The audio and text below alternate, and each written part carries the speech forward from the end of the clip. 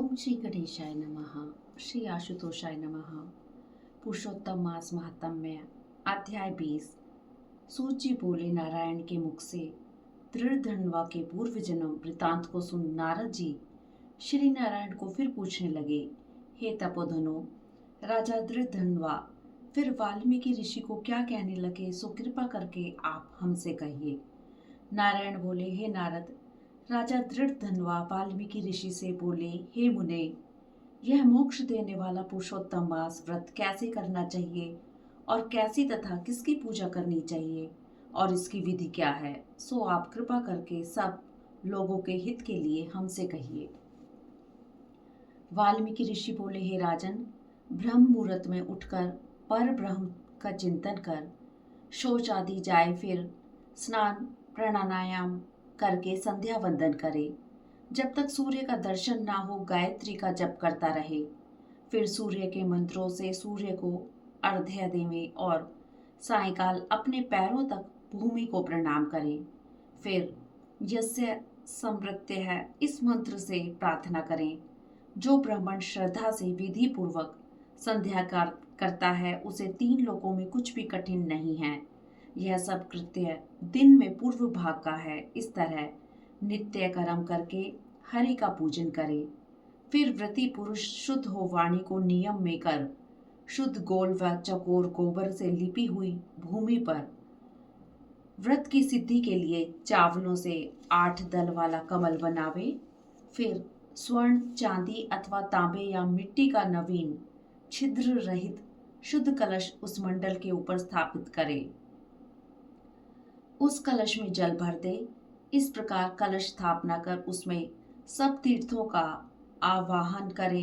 गंगा, गोदावरी, कावेरी, सरस्वती मेरी शांति के लिए, पापों का नाश करने के लिए आओ। फिर कलश के मंत्रों से गंध, अक्षत, नैवेद्य और ताजे पुष्पों से पूजकर कलश के ऊपर पीले वस्त्र से लपेटा हुआ तांबे का पात्र रख दें।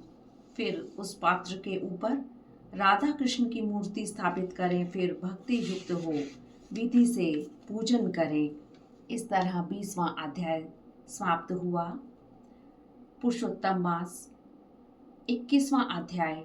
वाल्मीकि ऋषि बोले कि फिर प्रतिमा को अग्नि द्वारा शुद्ध करके प्राण प्रतिष्ठा करे, वरना मूर्ति धातु की ही रहती है।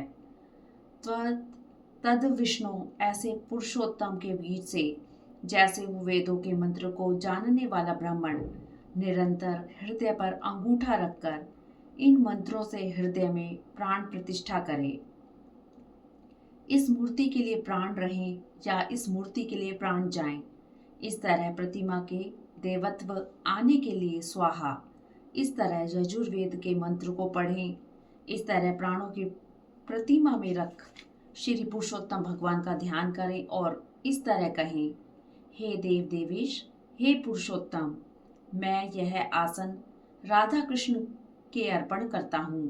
गंगा आदि सब तीर्थों से प्रार्थना कर मेरे द्वारा लाया हुआ यह जल सुख से स्पर्श करने योग्य है।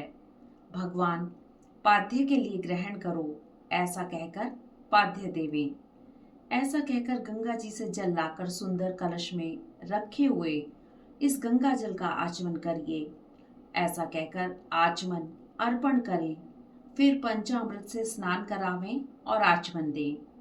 सब कामनाओं की सिद्धि के लिए मैं यह 2 पीताम्बर भेंट कर रहा हूँ। इस तरह वस्त्र दे आचमन करावें। हे पुरुषोत्तम, इस संसार सागर से आप मेरी रक्षा करें। अंगोछे सहित यह यज्ञोपवीत ग्रहण करें। ऐसा कहकर यज्ञोपवीत अर्पण करें।